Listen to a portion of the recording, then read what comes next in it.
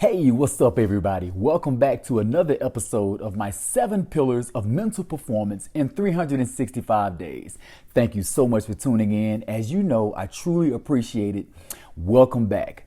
Tonight is consecutive episode number 347 of 365. Like I said, we're almost home. So today is Thursday, day 5 of the week. We will be discussing pillar number 5, which is always imagery and visualization. Imagery and visualization. So tonight, I'm going to come to you with a topic called the strength of a compelling vision. I'm going to talk to you briefly about the strength of a compelling vision. So before I do that, I got to acknowledge everybody who's on time for class, okay? Yeah, you know how we do it, 9 o'clock p.m. Eastern Standard Time. Everybody who's tuning in right then and there at 9 o'clock on the dot, I got to acknowledge you. Starting off with Elizabeth Fletcher. What's up, Aunt Liz? How you doing? I appreciate you for tuning in. We got Daryl McConnell tuning in. I appreciate you.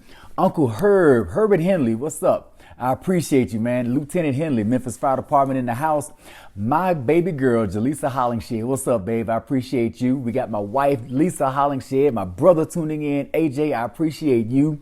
All of those that are watching this on repeat, thank you, okay? I truly appreciate you as well. Now, roll call having been established, let's get right on to class. So, this evening, we're talking about the strength of a compelling vision, not just a vision or a picture in your head, but a compelling vision. And what makes that vision compelling? What makes a compelling vision different from a photograph or a picture in your mind? So, the story goes of a powerful, accomplished female executive in New York. Now, she was an extraordinary executive vice president of a large corporation. Now, when she was asked, how did she get there? How did she get to that point or to that spot of having that executive vice president role during the time that she had it? Now, this isn't like something recent, okay?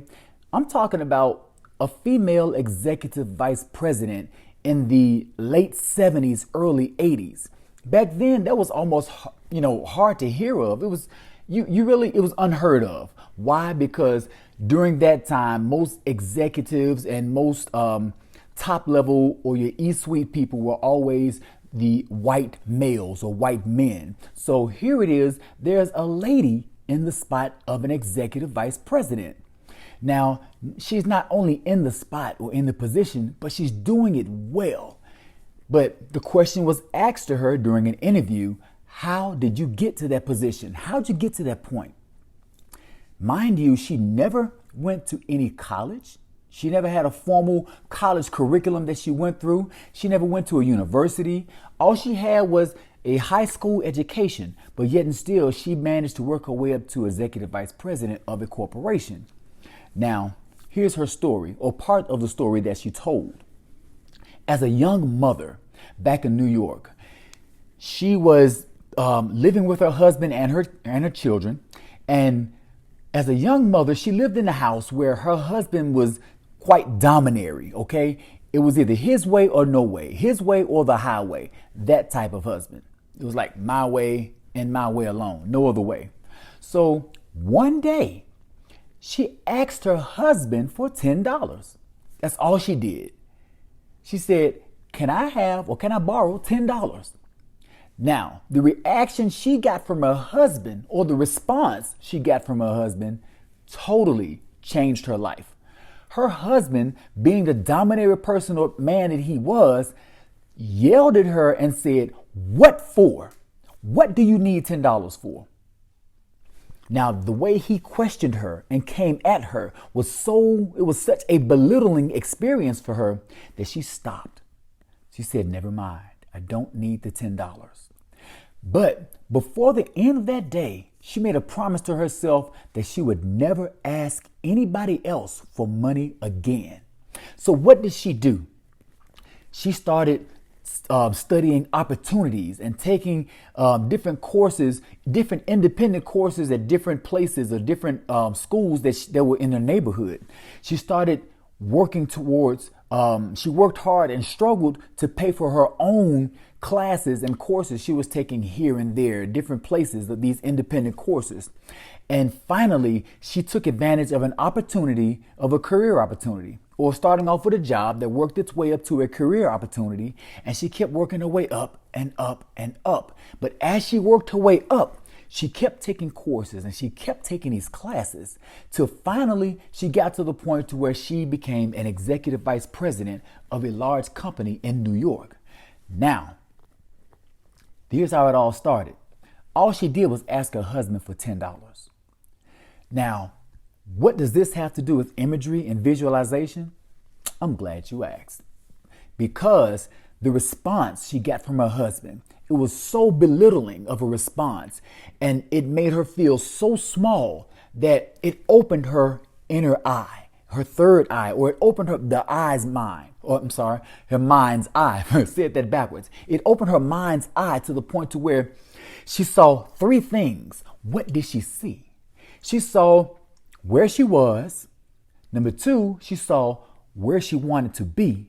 And number three, she saw what she needed to do. Those three things: where she was, where she wanted to be, and what she had to do to get there. Those three things were playing in her mind. That's what she envisioned. Okay. Not only that, that's what made her vision so compelling. What made her vision even more compelling was the fact that it was fueled by energy. It was fueled by raw emotion. It was fueled by an intrinsic motivation from the way she felt on the inside. And I'd like to think that she replayed that scenario of her being challenged. What do you need $10 for? I'd like to think that she replayed that, or she imagined that over and over in her head as she studied. And not only that, even when she had her study breaks, or as she went up from one step to the next step and kept climbing her goal, her ladder of goals, I'd like to think that she imagined and envisioned the end result. What she always wanted after being questioned was to never ask anybody else for money again. Her vision was probably something like, I'm reaching in my own purse and pulling out my own money. I don't have to ask anybody for anything else again. I will never feel that way again. I will never be belittled in that manner again. That's what made her vision so compelling. So a compelling vision is much more than a vision. You see, a vision is just you seeing what you want.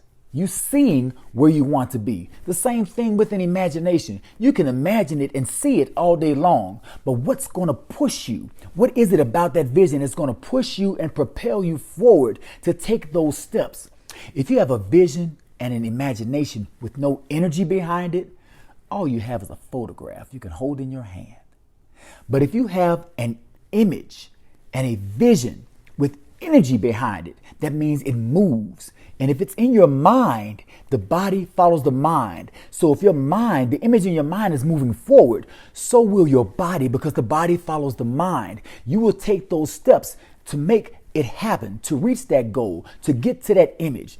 You will take those steps because you now have that energy, which is part of that compelling vision. The energy is going to move you. Energy in motion. That's emotion. That's what's going to move you. And that's part of that, what makes your vision a compelling vision. That's the strength of a compelling vision. So as you go forward and set your own goals and have your own things that you want to work on in life, remember, when you have your vision, your imagery, your visualization, your imagery and visualization sessions you have even in your meditation, make sure they are of a compelling vision. Have the energy behind them, something to move you forward, to move you and progress you towards your goals, not just to sit there and look at it as if you're looking at TV. That's the only difference. Put energy behind what you do, and it becomes a performance. Every performance will result in an effort or an excuse. Make the effort, not the excuse. I'm Jay Hollingshead, your high performance mindset coach and public speaker, wishing you to be well, stay blessed, and as always, through love, be a blessing. God bless.